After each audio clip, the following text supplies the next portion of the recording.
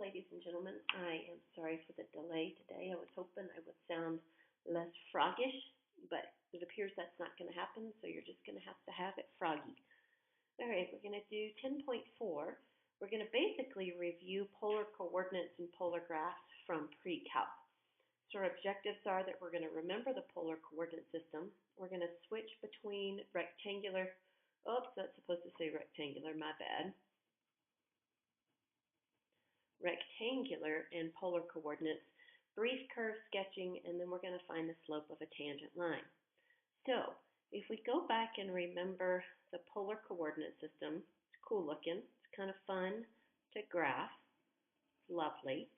Okay, so these our ordered pairs, sorry, brain fart, is going to be our theta. So remember, this is the radius, this is theta. In polar coordinates, you always graph theta first, and then the radius, okay? Graphing in polar coordinates is really not that big a deal. You do need to remember that a negative radius, you can have negative radii in polar coordinates, and this is important. It's going to pops the point 180 degrees across the circle, okay? So if I have a negative radius, it's going to pop the point 180 degrees across the circle. The polar coordinate system is made up of concentric circles that are intersected by radial lines. I don't know that you necessarily need to know that, but sometimes words are good. The pole is what we would call the origin, and it's going to be 0 radius and 0 degrees, okay? The polar axis is going to be a horizontal axis. Alrighty, I'm not going to go through and talk about sketching the graph of these guys yet. We'll go back and touch on it at the end. I'm going to write myself a note to do that by hand. And we'll just kind of run through a brief portion on that near the end. All right, there are conversion factors that you need to remember. If I want to change from rectangular to polar and vice versa, we need to remember that x is equal to r cosine theta and y is equal to r sine theta. We've talked about these before as we've done a little bit of work with polar in this chapter. And then we need to remember that x squared plus y squared is r squared. And since that's the equation of a circle, and these are pieces of information that I can use to switch back and forth, and then you also want to remember that the tangent of theta is y over x. Okay? So let's say I am going to do a quick little example.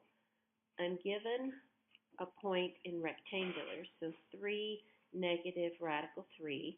This is in rectangular coordinates, and I want to convert to 2 sets of polar coordinates. Okay, alrighty, so I want to convert to 2 sets of polar. Well, I need to do 2 things. I need to find the radius, and I need to find theta, both of which are easy to do. So if I were to graph this point, 3 negative radical 3, this is negative radical 3, okay, it's going to be here. And if I want to find the theta, theta is going to be the inverse tangent of radical 3 over 3. I can turn this into a special, which makes life a little bit simpler, and I can unrationalize it. So I would say this is the inverse tangent of 1 over radical 3, okay? And then that tells me that my theta technically is pi over 6, but I want to consider this rotation, the positive rotation. So I'm going to say that this is 11 pi over 6, okay? Alrighty, so it said to come up with 2 sets of polar coordinates. I do need to find my radius. My radius is going to be 2 radical 3, and I'm assuming you can do that using the Pythagorean theorem, okay? So then if I plot 2 points, so pretend now that this is on my polar system. So I could say that 1 point would be 2 radical 3 because that's my radius, and 11 pi over 6, or, and I'll do this in a different color, so that's going to put me down here, okay? Or what I could do is I could go to this angle up here, 5 pi over 6. So I'm going to go to 5 pi over 6, and I'm going to use a negative radius, so negative 2 root 3. And then what that does is I start here, and then the negative radius pops me 180 degrees to the opposite side of the circle. So that's actually kind of cool. All right, so you do get to have negative distances in polar coordinates. All right, the next example that I want to do is about, I want to convert, sorry, that was really bad grammar, convert the polar equation to a rectangular equation. All right, and that's really not a difficult process once you can consider those factors. So the equation that we're given is r is equal to 5 cosine theta. Well, if you'll remember our conversion factors, we had that x is r cosine theta, and I had x squared plus y squared is r squared. If you'll notice, I'm missing that extra r in there, so I'm going to multiply both sides of the equation by r.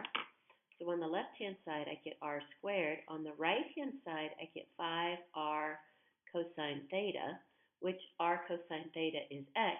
So I'm going to get 5x. And then on this side, I'm going to get x squared plus y squared is 5x. And so now what I want to do is to be able to put this in standard form, I'm going to do completing the square, and I'm going to put it in standard form for a circle. So if I do x squared minus 5x, I'm going to scoot it over a little bit. Here's the y squared equals 0. Half of 5 is 5 halves. Squared is 25 over 4. And I'm going to add 25 over 4 to this side. So I'm going to get x minus 5 halves, quantity squared, plus y squared is 25 over 4. So now I have a circle. The center of the circle is at 5 halves, 0. The radius of the circle is 5 halves. So that's actually pretty easy, okay? So when we converted it back to rectangular coordinates, we got this a cute little circle. So the next example, and it's going to be the same directions, so I guess this is the B part and this was the A part. I'm going to have this equation, r is equal to 2 cosecant theta, okay? Well, cosecant is the reciprocal of sine, so this is going to be 2 over the sine of theta. But I need to have these two guys together, so I'm going to cross multiply, and I'm going to get r sine of theta is 2. Well, r sine theta is y, and this is just a cute little horizontal line. So that was pretty easy. All right, so now we're going to do a little bit of calculus. We're going to talk about the slope in polar form. Okay, and we have a little bit more to do with our pre-calc. Is that a true statement? That's a true statement. But for right now, we're going to talk about slope. Okay, so in polar form, my dy dx is going to be dy d theta divided by dx d theta. And if you remember when we did our parametrics, it was dy dt over dx dt, okay? And then if I want to continue, this is going to be f of theta, cosine of theta, plus f prime of theta, the sine of theta, and then it's going to be over a negative f of theta, oops, I forgot the theta, sine theta, plus f prime of theta, cosine theta. Alrighty? The confusing thing, and this is about the only thing that I thought was super confusing, is when we talk about horizontal and vertical. So if I'm going to talk about a horizontal tangent, in polar form, then I'm going to let dy d theta equal 0. And I checked this a couple of times in the book because I thought it was so weird, but to the best of my ability, this is what I think they're saying. And then the vertical tangents are going to occur when dx d theta is 0, okay? And then the book did make a point to say if both are not 0, no conclusions can be drawn. Sounds like we've gone back to our sequences and series a little bit. All right, so that's the important piece of information that you need to know. Slightly confusing because for the horizontal tangent, I want dy d theta to be 0, and for a vertical tangent, I want dx d theta to be 0. All right, so let's do an example. All right, so this one says find the horizontal and vertical tangents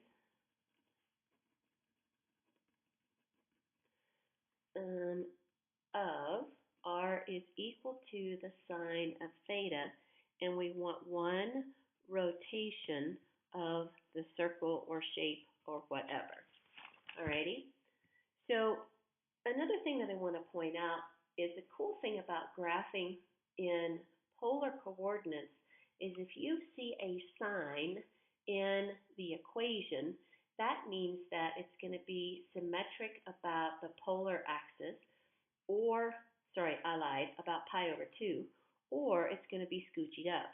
So this is a circle, and it's just been scoochied up on the y-axis, okay?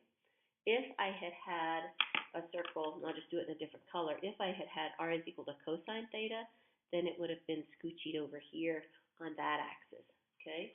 So in general, if I am graphing with polar coordinates, the sign says it's going to be symmetric about pi over 2, about this axis, and if I have a cosine, it's going to be symmetric about the polar axis. Oops, spelled it wrong. All right, so the only thing that we want to talk about at this point are our vertical tangents, and those are going to occur, okay, at, this is pi over 4 and 3 pi over 4, okay? So that's where I'm going to have vertical tangents, okay? All right, so I have horizontal tangents. Actually, I lied. So my vertical tangents are going to happen at pi over 4 and 3 pi over 4. And just to bring in another color, my horizontal tangents are going to occur at pi over 2 and 3 pi over 2. So those would be here and here. Alrighty, so I'm going to convert my equation. So I had r is equal to the sine of theta, and I have x is r cosine theta, and y is r sine theta. So I'm going to convert my x and my y from here, and this is going to be the information that I use for r. So x is going to become, it's r cosine theta. Well, they gave us that r is equal to sine theta, so this is going to become sine theta cosine theta. And then my y is supposed to be r sine theta, but they gave us this information. So this is going to become sine theta, and we're going to write that as sine squared theta. Alrighty, so then I'm going to do my two derivatives, okay? I'll do my dx d theta first, just because, no special reason. So if I take the derivative of my x thing, right, this is the product rule, so it's going to be the first thing times the derivative of the second plus the second thing times the derivative of the first, okay, and I'm going to clean it up just a little bit. So this is a negative sine squared theta plus cosine squared theta, okay? And then I don't think there's any real reason to rewrite it. And then I'm going to do my dy d theta down here, because I'm actually going to rewrite this in a moment. So if I do the derivative of the y thing, it's going to be, because it's the power rule, so it's going to be 2 sine theta times the derivative of the inside, which is sine. So that's going to be the cosine of theta. Alrighty? Okay, so now what I want to do is I want to set, this is my dx d theta. And actually, let me do one at a time. So I'm going to rewrite this up here. So dy d theta is going to be 2 sine theta cosine theta, because I'm going to need to bring in a trig identity. Okay, so I'm going to scribble that out. So I'm going to let this guy, the negative sine squared theta plus cosine squared theta, equal 0. Alrighty? And this is actually a trig identity. This is why I wanted to move this guy out of the way. I-D-E-N-T-I-T-Y. Whew, tough word. This is actually the cosine of 2 theta is equal to 0. You remember we had this discussion about our identities. I would just know a couple of the double angles, maybe the sine of 2 theta, and maybe some of the cosine of 2 theta, and then call it good. Okay? So if I continue to solve this, remember that if I'm solving for the inside, I need to take the inverse. So I get 2 theta is equal to the inverse cosine of 0, and I get that 2 theta is going to equal arc cosine of 0. Cosine is 0 at pi over 2 and 3 pi over 2. Now I can solve by dividing by 2, and so I'm going to get pi over 4 and 3 pi over 4. Okay, and that is my dx. This is dx over d theta equal to 0. Alrighty, and notice we set this, oops, you can't see it, so I'm going to go back up here a little bit. We said that our vertical tangents were going to happen at 3 pi over 4 and pi over 4, and we just showed that. And remember, we talked about I did my verticals using my dx d theta, which is a little bit mind-bending. Alrighty? So then I'm going to go back and manage this guy. This is also a trig identity. This is the sine of 2 theta. We're going to set him equal to 0. So this is a trig identity. It's the double angle identity. Ty going backwards, okay? So then again, I need to solve for the sine of 2 theta. So I'm going to do 2 theta is equal to the inverse sine of 0. Arc sine is 0 when theta is equal to 0 and pi, and then divide by the 2, and I'm still going to get 0 and pi over 2. Alrighty? So that tells me that I'm going to have horizontal tangents at 0 and at pi over 2. Okay? So up here, we had said this happens at 3 pi over 2, but when in effect, it's actually happening at 0. So then I would report my answers nicely. So I would say that my horizontal tangents are going to happen at 1, 0. Remember, 1 is the radius, and this is the angle. And then it's going to happen at 1 and pi over 2, because the radius of that cute little circle is 1. And then my vertical tangents are going to be at 1 over radical 2 pi over 4, and 1 over radical 2 3 pi over 4. And I guess I should qualify my statement that those are the radii of the spectrum. Alrighty. So let's do another example with a cool form. Okay, so for this example, I want to find the vertical and horizontal tangents.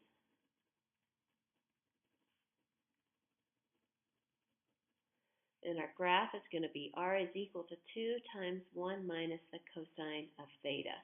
Okay, so you can put this in your calculator and look at it. It's a butt graph. That's what we used to call it in pre-calc. The nice word is that it is a cardioid. Okay. It also has a cosine, so it's going to be symmetric about the polar axis. And if you graph this little guy, he's going to look something like this. Alrighty. So there is our butt graph. Okay. We're going to have horizontal tangents here and here, and then I'm going to have vertical tangents at those 2 points and here. Okay. So those are going to be my vertical and horizontal tangents. All right. So So just to write this down so we can get this stuck in our head, my horizontal tangents are going to happen when dy d theta is 0, and my vertical tangents are going to happen when dx d theta is 0. All right, so we need to do some work with our equations, okay? So I'm going to write, I'm just going to go ahead and do both of them. I think that's probably polite. So remember, x is equal to r cosine theta, and I have y is equal to r sine theta. Alrighty, so if we'll do the horizontal first just because it's handy. I wrote it first. So for my horizontal tangent, I think I skipped that in my notes, but I just saw it. So I need to convert this equation. So y is going to equal r, which is 2 times 1 minus the cosine of theta times the sine of theta. Okay? So now I can do dy d theta, and it's just going to get a little bit messy. It's not horrible, but it's a little messy. So I'm going to do the product rule with those guys and then this guy. So if I do the first thing, 1 minus cosine theta, times the derivative of the second thing, cosine theta, plus the second thing, times the derivative of the second thing. So here's the 2, and then the derivative of 1 minus cosine theta is going to be a negative sine theta. 2 negatives makes it a positive, so 2 sine theta.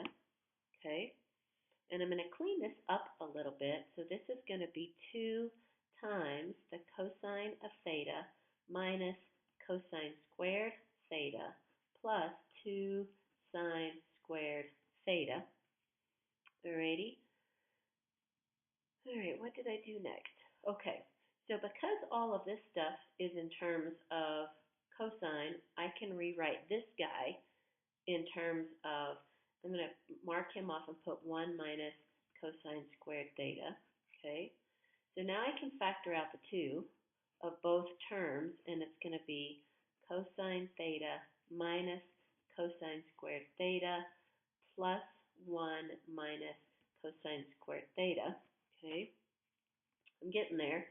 I can simplify this to be, I have 2 times the cosine of theta plus 1 minus 2 cosine squared theta.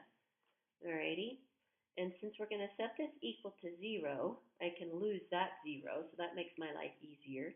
So then I have 0 equals a negative 2 cosine squared theta minus plus cosine theta plus 1. Now I'm going to take out the negative because it makes my factoring life easier. So 2 cosine squared theta minus the cosine of theta minus 1. Now I can factor this little puppy to be 2 cosine theta plus 1. And I'm going to get cosine theta minus 1.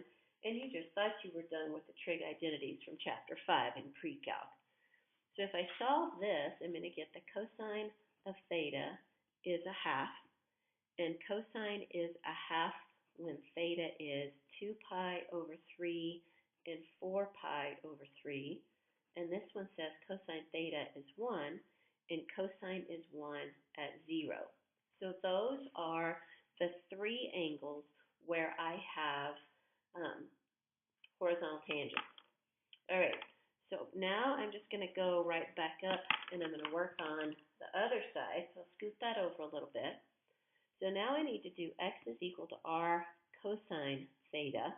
So I need to bring this in. So x is going to equal 2 times 1 minus the cosine of theta times the cosine of theta.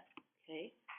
And now what I'm going to do, just like we did on the last one, is I'm going to take the derivative, dx d theta, and that's going to equal 2 times, this is my first thing, so it's the first thing times the derivative of the second, negative sine theta, plus the second thing times the derivative of the first, which is going to be 2 sine theta. Alrighty, and it's going to be very similar to what we had before with slight differences. So I'm going to have a negative 2 sine theta times 1 minus the cosine of theta plus the cosine of theta. There's the 2 sine theta. Okay. I'm going to factor out the 2 and the sine theta. So I'm going to factor out, actually I'm going to factor out the negative 2 sine theta. And I'm going to get 1 minus cosine theta. And then this is going to be minus cosine theta. So it's getting there. Negative 2 sine theta times 1 minus 2 cosine theta. So now we set this little guy equal to 0, equals 0. And so I'm going to get a negative 2 sine theta equals 0. And 1 minus 2 cosine theta is 0. So I get the sine of theta is 0. And the cosine of theta is a positive 1/2. So cosine is 0 at 0 and pi. But we've already taken care of 0. Why did I mark that out? Oh, the reason I can't do it at 0, so let me scoochie this back up a little bit so you can see the drawing. This little guy is a problem child. So I can't take the derivative at a sharp point. Now I remember. So we're actually not going to consider, so if I have 0 and pi, we're not going to consider the pole because that guy is a sharp point, so we can't take the derivative. And then cosine is a 1/2 when theta is pi over 3 and 5 pi over 3. So now, if I were to report nicely, I would say, and we'll just do it in our appropriate colors, that I have horizontal tangents when theta is equal to 2 pi over 3, 4 pi over 3, and 0. And then I'm going to say I have vertical tangents when theta is equal to pi over 3, and 5 pi over 3. Alrighty, so the next thing I want to talk about is just if you are asked to graph by hand. So graph by hand, and we're going to graph in polar coordinates. And I'm really not going to actually graph. I'm just going to kind of show you some things to remember. So let's say I had this cute little guy. So let's say I had r is equal to 2 plus 3 cosine theta. Well, you could figure out what it's called. This is actually called a limacon, and I'm going to give you that information in just a sec, a limacon. I know that it's going to be symmetric about its horizontal axis. So just to think about, if you were graphing by hand, I can still do a table of values, r and theta, okay? But when I think about cosine, if it's going to be symmetric about the horizontal axis, I might choose those angles because if I have found this angle, then it's going to reflect and give me this point. And if I know this point and it reflects to give me this one, I can actually draw a pretty nice shape. And I'm just drawing random dots, so they actually have no significance. So let's say I connected my dots and they looked like that. All right, you guys have a great imagination. But you need to pay attention to the type of symmetry, because whatever the symmetry is, that helps you to pick your angles, because I can only have to pick one side, and then I can reflect them across that axis of rotation. So if I had the same basic graph, 2 plus 3 sine theta, and I were going to choose how to graph it, I might choose these angles instead, because then when I graph, I can just reflect these little guys across, and then I have my lovely shape. So those are just something that you can remember when you're trying to graph by hand. I'm not guessing that they would ask you to graph that by hand, because I think there's probably way more entertaining things to do with your polar knowledge. All right, so there are some special polar graphs. We learned these when you were in pre-calc. And I don't know how much of this knowledge you need to have, but I'm just going to tell it to you in case. So the first type is called a limacon, right?